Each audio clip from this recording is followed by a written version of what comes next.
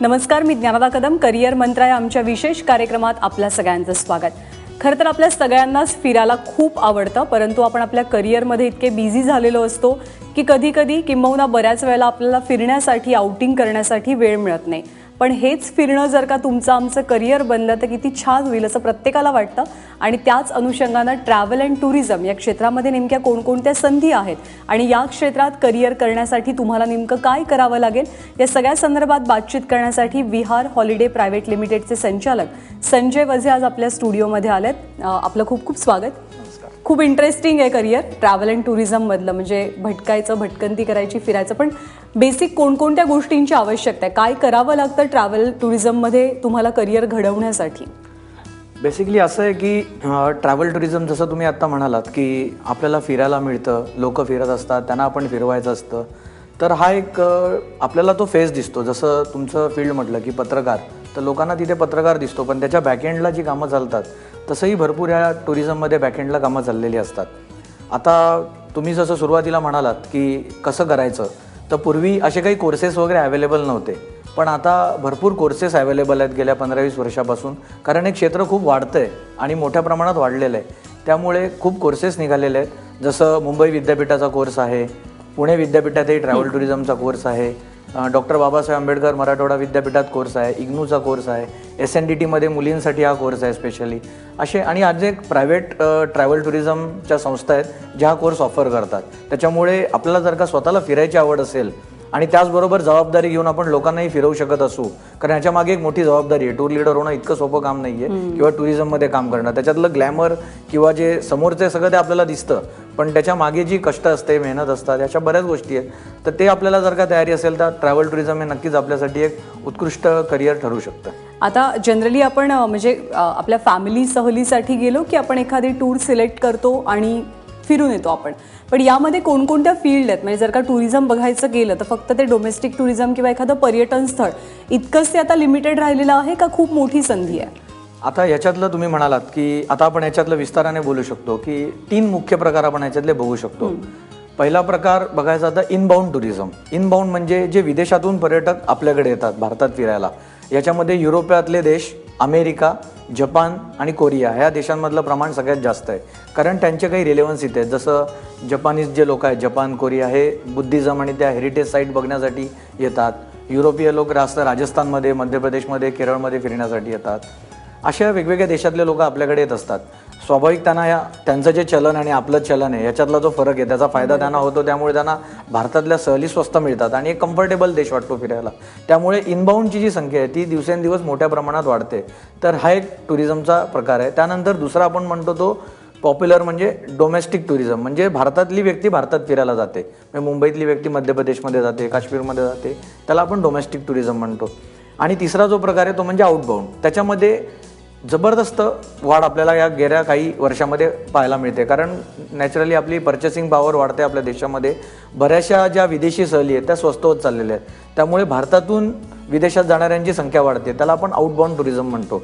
म्हणजे एक आकडेवारी देऊन तुम्हाला सांगायचं झालं तर थायलंडमध्ये गेल्या वर्षी भारतातून 14 लाख पर्यटक गेले. बापरे. त्याच्यानंतर सिंगापूरमध्ये आपण बघितलं, सिंगापूरमध्ये 9 लाख जवळजवळ पर्यटक भारतातून गेले.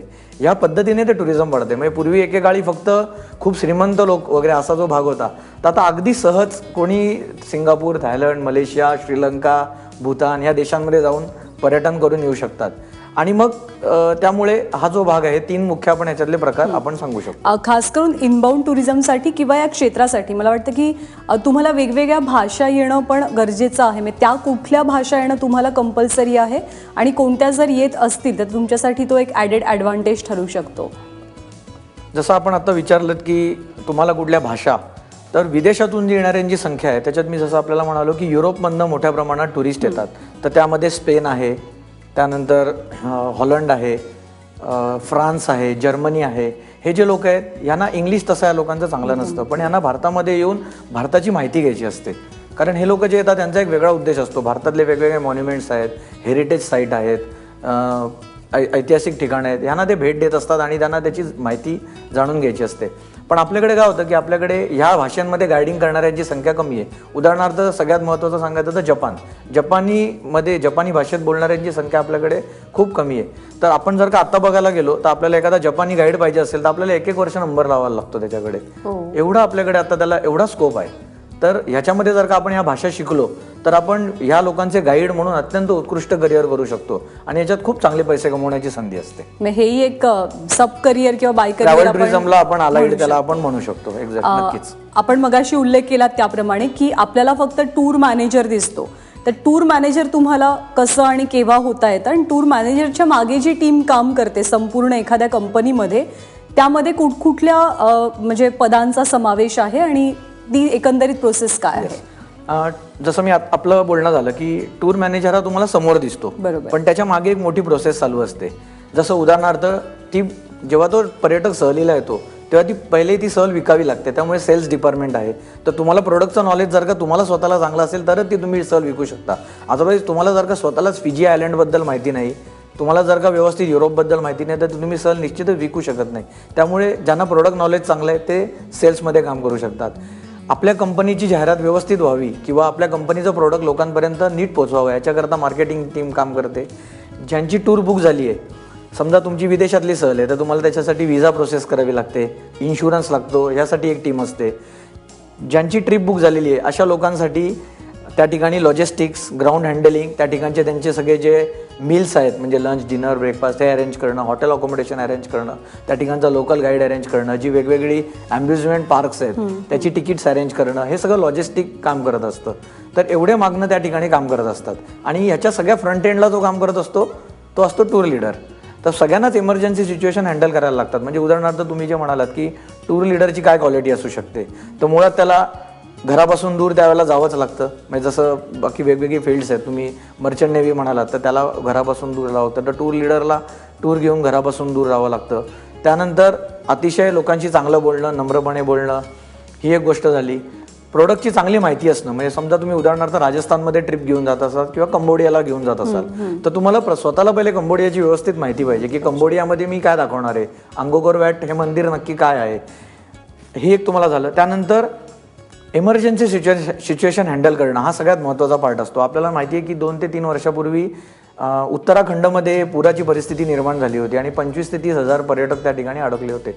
त्यावेळेला सगळ्यात मोठा टुरिझममधले जे सगळे लोक काम करतात त्यांचा कस लागलेला होता की आपल्या पर्यटकांना सुरक्षितपणे पुन्हा आपापल्या गावी त्यांच्या शहरामध्ये घेऊन जाणार. मग त्याकरता कुठला वेळ योग्य आहे, तुम्ही कुठे नदी, ते सगळं म्हणजे तिथलं भौगोलिक ज्ञान आहे, या सगळ्याचं हे करणं. आणि इव्हन ही जेव्हा इमर्जन्सी सिच्युएशन नसते त्यावेळेला सुद्धा अशा अनेक गोष्टी असतात. म्हणजे तुम्ही एखाद्या रूटवरून दुसऱ्या ठिकाणी जाणार आहात, मग त्या ठिकाणी एखादी काही मेळा जत्रा आहे का, तर त्यामुळे आपली गाडी अडकू तर शकत नाही का, ह्या ठिकाणचं नॉलेज घेणं हे सुद्धा त्या टूर लीडरचं काम असतं. हे सोडून अनेक वेळेला दंगली होत असतात, अनेक वेळेला बंद होतात, अनेक वेळेला संप होतात. अशा काही नैसर्गिक, जसं आता आपलं बोलणं आलं, नैसर्गिक आपदा या ठिकाणी येतात. तर ह्यातनं आपल्या पर्यटकांना सुरक्षित पुन्हा घेऊन जाणं हे टूर लीडरचं काम असतं. तर टूर लीडर दिसायला तर खूप छान आहे, म्हणजे नक्कीच, आणि काम पण खूप छान आहे, ज्याला आवड आहे तो करू शकतो, पण त्याच्या मागच्या ज्या जबाबदाऱ्या आहेत त्या खूप आहेत. पर्यटनाचे वेगवेगळे प्रकार कुठले आहेत? म्हणजे आपल्याला सर्वसाधारणपणे एक फॅमिली पिकनिक किंवा लग्न झाल्यानंतर हनीमूनसाठी बाहेर जाणारी कपलची पिकनिक, एवढ्या एक 4-5 गोष्टी आपल्याला माहिती आहेत. पण आता पर्यटनाची व्याख्याही माझ्या मते खूप बदलत चालली आहे. खूप बदलली आहे. पूर्वी कसं होतं की पर्यटन म्हणजे काय, तर धार्मिक स्थळाला जाणार, आणि ते सुद्धा एक वय असायचं. म्हणजे साधारण एक गृहस्थाश्रमातून माणूस जेव्हा वानप्रस्थाश्रमात प्रवेश करायचा त्यानंतर तो धार्मिक यात्रांना जायचा, तेच पर्यटन होतं. पूर्वीच्या कोणी असं सिमला मनालीला जा, सिंगापूरला जा, फिजीला जा, त्याच्यानंतर तुम्ही काश्मीरला जा, हे प्रकार नव्हते. पण जसं पर्चेसिंग पॉवर आपली वाढली, पर्चेसिंग पॉवर वाढल्यानंतर लोकांना स्वाभाविक पर्यटनाने खुणावलं आणि त्याच्यामध्ये वेगवेगळे प्रकार सुरू झाले. जसं पहिला आपण बघू शकतो त्यात लिजर ट्रिप, ज्यामध्ये लोक आरामदायी हॉटेल्सची निवड करतात आणि एखाद्या ठिकाणी जाऊन 4 ते 5 दिवस निवांत राहतात, कुठेही फिरत नाही. दुसरं आहे तरुणांमध्ये जे सध्या खूप पॉप्युलर होते ते म्हणजे ॲडव्हेंचर टुरिझम, मग ज्यामध्ये लोकांना parasailing, paragliding, under water sea walk, river crossing, अशा वेगवेगळ्या गोष्टी एक्सप्लोअर करायला आवडतात. हे झालं ॲडव्हेंचर टुरिझम. त्यानंतर धार्मिक टुरिझम आहे, जे भारतामध्ये खूप मोठा त्याला स्कोप आहे, ज्याच्यामध्ये आपण बघू शकतो की जम्मू काश्मीरमध्ये काही ठिकाणं आहेत, राजस्थानमधली ठिकाणं आहेत, तिरुपती आहे, सोमनाथ, द्वारका ही ठिकाणं आहेत. यानंतर अजून एक जी फील्ड मोठ्या प्रमाणात वाढते ते म्हणजे मेडिकल टुरिझम. कारण की भारतामध्ये उपचारांसाठी बाहेर देशातून आपल्याकडे येण्याची ही जी संख्या ही वाढत चाललेली आहे, कारण त्यांच्या तुलनेमध्ये आपल्यातले उपचार जे आहेत ते चांगले असतात आणि स्वस्त पण असतात. त्यामुळे अरब देशातले लोक विशेषतः आपल्या देशामध्ये उपचारांसाठी येतात आणि मग आल्यानंतर ते काही दिवस उपचार झाले की मग ते या ठिकाणी फिरतात. मग त्यांच्यासाठी त्या सगळ्या अरेंजमेंट आहेत, त्यांचे इथे हॉस्पिटल बुक करणं, त्यांच्यासाठी सगळी ट्रीटमेंट अरेंज करणं, त्यांचं हॉटेल अरेंज करणं, विजा, पासपोर्ट या सगळ्याच गोष्टी, आणि मग तो एक मेडिकल टुरिझम एक आता खूप मोठ्या प्रमाणात वाढले आहे. त्याचबरोबर अजून मी एक सांगू इच्छितो की डेस्टिनेशन वेडिंग.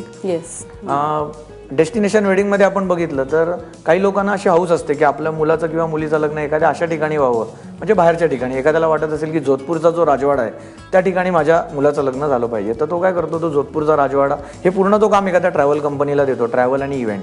मग या सगळ्या ज्या त्यांच्या नातेवाईक मंडळी आहेत त्यांचं तिकिटाचं काम करणं, त्यांना त्या तिकडे घेऊन जाणं, त्यांची राहण्याची व्यवस्था करणं, तिथे त्यांची सगळी ती लग्नाची व्यवस्था करणं, आणि आपली एक डेस्टिनेशन वेडिंग हा एक मोठा या सध्या काळामध्ये अपकमिंग ज्याला आपण म्हणू शकतो तसा एक या ठिकाणी आपल्याला तो दिसतोय येताना. आता बरंच विस्तारलंय खरं तर पर्यटनाचे क्षेत्र. या संदर्भातले अजून बाकीचे प्रश्न आपल्याला घ्यायचे आहेत. पहिला फोन आलेला आहे, संजय धमाने बोलतात पुण्यावरनं. नमस्कार संजय, आपला प्रश्न विचारा.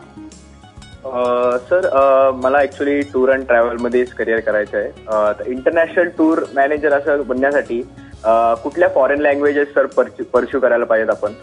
आपण खरं त्याचं उत्तर दिलंय, पण पुन्हा थोडक्यात त्यांना आपण एक मार्गदर्शन करूया. ऍक्च्युली टूर लीडर आणि टूर गाईड या दोन वेगवेगळ्या गोष्टी आहेत. कारण की टूर लीडर जो असतो हा ग्रुपला घेऊन जातो आणि त्या ठिकाणच्या सगळ्या व्यवस्था करतो, पण जो गाईड असतो तो लोकल असतो. म्हणजे उदाहरणार्थ समजा इथून युरोपला तुम्ही टूर घेऊन गेलेला आहात तर तिथे तुम्ही सगळी टूर घेऊन जायचंय, बाकी सगळी व्यवस्था तुम्हाला करायची आहे, ग्राउंड ट्रान्सपोर्ट, हॉटेल आणि लोकांना रेग्युलर शेड्यूलमध्ये फिरवणं.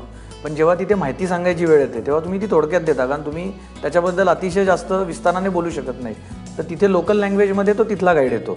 त्यामुळे या दोन वेगळ्या गोष्टी आहेत. त्यांनी जो प्रश्न विचारलाय त्या दोन वेगळ्या गोष्टी आहेत. पण त्यांना जर का गाईड म्हणून जर का थोडक्यात त्यांना विचारायचं असेल तर स्पॅनिश, जपानी, त्याच्यानंतर फ्रेंच आणि पोर्तुगीज या ज्या 4 भाषा आहेत या खूप महत्वाच्या आहेत सध्याच्या काळात. आणि इंग्रजी हिंदी तर आहेच, म्हणजे ती तर आहेच. त्याच्याबद्दल मी जोडून सांगितलं की या भाषा महत्वाच्या आहेत. पुढचा फोन आपण घेऊयात. पवन पैठणे आपल्याशी बोलतात बीडवरनं. नमस्कार पवन, काय प्रश्न आहे आपला? हा मॅडम, माझा प्रश्न असा आहे की क्वालिफिकेशन काय लागते टुरिझम मध्ये ते कोर्स पूर्ण करण्यासाठी? अच्छा. आणि त्याला कुठे गव्हर्नमेंट कोर्सेस आहेत का, आणि त्याला कुठे स्कॉलरशिप वगैरे भेटू शकते का? स्कॉलरशिप आहे का, गव्हर्नमेंट कोर्सेस काय करावं लागतं? यांनी जो प्रश्न विचारलाय की क्वालिफिकेशन काय पाहिजे, तर जे आत्ता जे कोर्सेस उपलब्ध आहेत सध्या त्याच्यामध्ये बरेचसे कोर्सेस असतात की ज्याच्यामध्ये HSC तुम्हाला 12वी म्हणजे तुम्ही पाहिजे. आणि जसं मी सुरुवातीलाच सांगितलं की मुंबई विद्यापीठात गरवारेचा कोर्स आहे, तो अतिशय उत्तम कोर्स आहे. त्याच्यामध्ये कॅम्पस इंटरव्ह्यू मोठ्या प्रमाणात होतात. पुण्याला आहे, औरंगाबादला विद्यापीठात आहे. इग्नूचा कोर्स आहे, तो तुम्ही पोस्टलने पण करू शकता. आणि याचबरोबर तुम्ही कोर्स करता करता एखाद्या ट्रॅव्हल एजन्सीत काम करून पण ॲडिशनल नॉलेज तुम्ही गेन करू शकता. त्यांनी जो दुसरा प्रश्न विचारला स्कॉलरशिपचा, त्याबद्दल मला माहिती नाही, ती थोडी माहिती घ्यायला. हां, दुसरा मुद्दा असा की शहरी भागातल्या मुलांना खूप संधी सुद्धा आहेत या करिअरमध्ये, असं जनरली आपल्याला पाहायला मिळतं. कारण मोठमोठ्या कंपन्या या शहरांमध्येच आहेत किंवा अभ्यासक्रम. ग्रामीण भागातल्या मुलांचा जर का आपण विचार केला, त्यांना हा कोर्स करायचा असेल, पुढे जायचं असेल, तर त्यांना मार्गदर्शन चांगलं कुठे मिळू शकतं, ती संधी कुठे आहे? असं आहे की ग्रामीण भागामध्ये तुम्ही जसं विचारलं तसं पण ॲक्च्युली नाही आहेत. ग्रामीण भागामध्ये चांगले जे कॉलेजेस आहेत तसे नाही आहेत. जसं बाकीच्या क्षेत्रामधले अनेक लोकांनी वेगवेगळी कॉलेजेस उघडून ठेवली आहेत, पण ते काही जॉबची गॅरंटी पण देत नाहीत आणि व्यवस्थित त्या कोर्सचं कंटेंट पण चांगलं नसतं. तसे कोर्सेस आहेत, पण मी ॲडवाईज करणार नाही की त्या ठिकाणी जाऊन तुम्ही करा. पण त्याच्यापेक्षा जास्त जर का तुम्ही शहरातले जे कोर्सेस आहेत त्या ठिकाणी केले, हे कोर्सेस तुम्ही जर का केले तर तुम्हाला त्या संधी उपलब्ध होऊ शकतात. पण दुसरं म्हणायचं तर ग्रामीण भागातली अनेक, म्हणजे माझ्या स्वतःच्या परिचयातले कितीतरी असे लोक आहेत ज्यांनी याच्यात करिअर केलेले, जे अतिशय ग्रामीण भागातून आलेले आहेत, एकदम खेड्यातून आलेले आहेत. पण ते आले, त्यांनी स्वतःला ग्रूम केलं त्या पद्धतीने, माहिती मिळवली, कोर्स केला, ट्रॅव्हल एजन्सीत नोकरी केली वेगवेगळ्या, आणि मग ते आता स्वतःचं चांगलं उत्कृष्ट करिअर या ठिकाणी करतात. आपण मुंबईवरनं पुढचा फोन आला तो घेऊयात. तेजस बोलतात. नमस्कार तेजस, काय प्रश्न आहे? हा मॅडम, नमस्कार. मला असं विचारायचं सरांना की मी सध्या MBA केलेलं आहे, 2 वर्ष झाले, आणि प्रिंट मीडिया कंपनीत मी काम करतोय.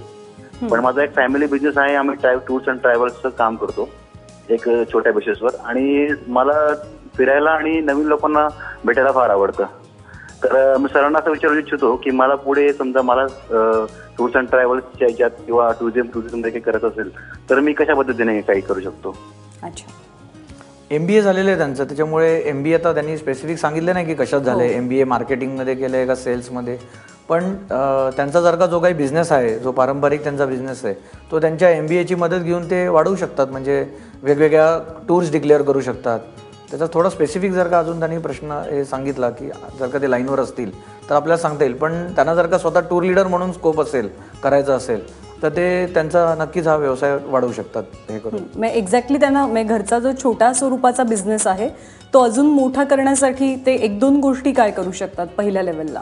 पहिल्या लेवलला जसं आता मी म्हटलं की ॲडव्हेंचर टुरिझम आता वाढतंय, तर ते वेगवेगळ्या कॉर्पोरेटशी टायअप करून त्यांच्या ग्रुप्सला ॲडव्हेंचर टुरिझममध्ये त्यांना काही ट्रिप्स त्यांच्या घडवून आणणं, पिलिग्रिमेज टूर्स आहेत या ट्रिप्स करणं. त्याच्यानंतर आउटबाउंडमध्ये जसं किंवा मेडिकलमध्ये मी सांगितलं की जर का त्यांनी काही हॉस्पिटल्सशी टायअप केला तर त्यांचे जे पेशंट्स बाहेरून येतात तर त्यांचंही काम तुम्हाला हे मिळतं इकडचं डोमेस्टिक जे त्यांचं MBA झालं. इंडस्ट्रियल टुरिझम हा सुद्धा खूप एक चांगला विषय आहे. एक्झॅक्टली. जसं सुरुवात माझ्याकडनं तो पॉईंट मिस झाला होता की जे कोणी मेडिकलचे स्टुडंट्स असतात किंवा सायन्सचे विद्यार्थी असतात, इंजिनिअरिंगचे विद्यार्थी असतात, तर यांना दरवर्षी एक इंडस्ट्रियल व्हिजिट करायची असते. मग भारतातल्या वेगवेगळ्या जे इंडस्ट्रियल एरियाज आहेत तर त्याला ते व्हिजिट करत असतात. तर यांचं काम सुद्धा वेगवेगळ्या टुरिझम ज्या संस्था आहेत त्या करत असतात. त्याच्यातही ते नक्की विचार करू शकतात. प्रत्येक कॉलेज, मग ज्याच्यामध्ये इंजिनिअरिंगचं कॉलेज घ्या, बॉटनी शिकणारे स्टुडंट्स आहेत, असे दरवर्षी स्टुडंट फिरायला जात असतात आणि साधारण जानेवारी ते मार्चच्या काळामध्ये त्यांच्या सहली असतात.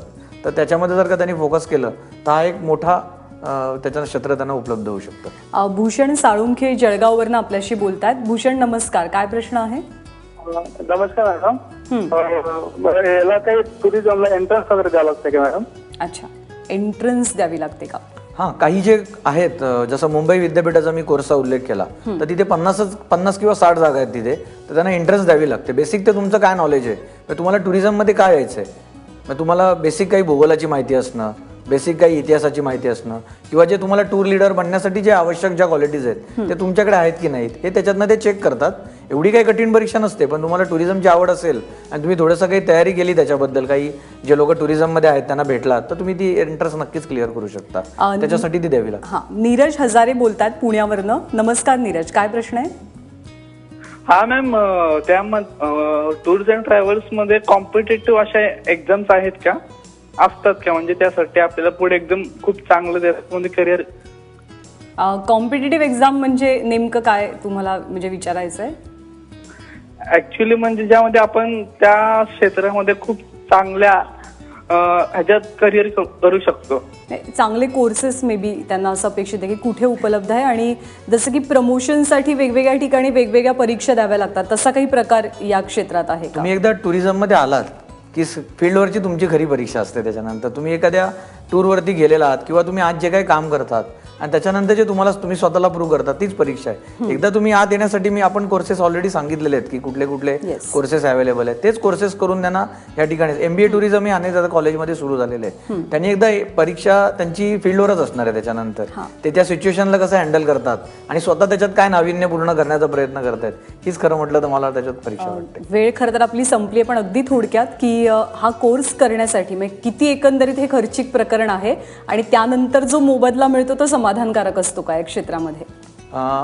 आपण जे आता कोर्सचा उल्लेख केला तर साधारण 60,000 पासून 3 लाखापर्यंत या रेंजमध्ये या वेगवेगळ्या विद्यापीठांच्या कोर्सेसच्या फी आहेत. कारण याच्यामध्ये काही टूर पण ते इन्क्लूड करतात. उदाहरणार्थ ज्यांचा एकदम 3 लाख 3.5 लाख फी असलेला कोर्स आहे काही कंपन्यांचा, तर ते त्याच्यामध्ये तुम्हाला सिंगापूर, थायलंड, मलेशिया अशा ट्रिपवरती ऍक्च्युअली घेऊन जातात. आणि टूर लीडर कसा टूर हँडल करतो किंवा त्याच्या बॅकएंडला काय चालतं हे प्रत्यक्षिक त्याच्यात तुम्हाला दाखवतात. म्हणजे बाकी जे सगळ्या कंपन्या हे सगळं करत असतात, पण ह्या गोष्टी आहेत. आणि अजून याच्यातला एक माझ्याकडनं एक पॉईंट राहिला होता, तो मी थोडक्यात सांगतो आणि आपण हे करू की सोशल टुरिझम पण हा मोठ्या प्रमाणात हे वाढतोय. कारण त्याचे वेगवेगळे सोशल प्रोजेक्ट्स आहेत, जसं बाबा आमटेंचं आहे किंवा नगरमध्ये गिरीश कुलकर्णींचं प्रोजेक्ट्स आहे, असे एन नंबर ऑफ प्रोजेक्ट आहेत आपल्याकडे सोशल प्रोजेक्ट. तर हे प्रोजेक्ट बघायला जाण्यासाठी एक सामाजिक जाणीव निर्माण करणं याच्यासाठी सुद्धा एक सोशल टुरिझम हा या सध्याच्या काळामध्ये वाढतोय. असे देशभरामध्ये प्रोजेक्ट्स आहेत, हे सुद्धा एखादा माणूस फोकस करून याच्यात काम करू शकतो. म्हणजे एक उत्तम करिअर आहे आणि पुढे तुम्हाला छान शिकवणारं करिअर आहे. So sir, thank you so much, आज तुम्ही इथे आलात आणि सगळ्यांना मार्गदर्शन केलं. Thank you very much. तर करिअर मंत्रा विशेष कार्यक्रमात आज आपण इथेच थांबतोय. बघत रहा ABP माझा.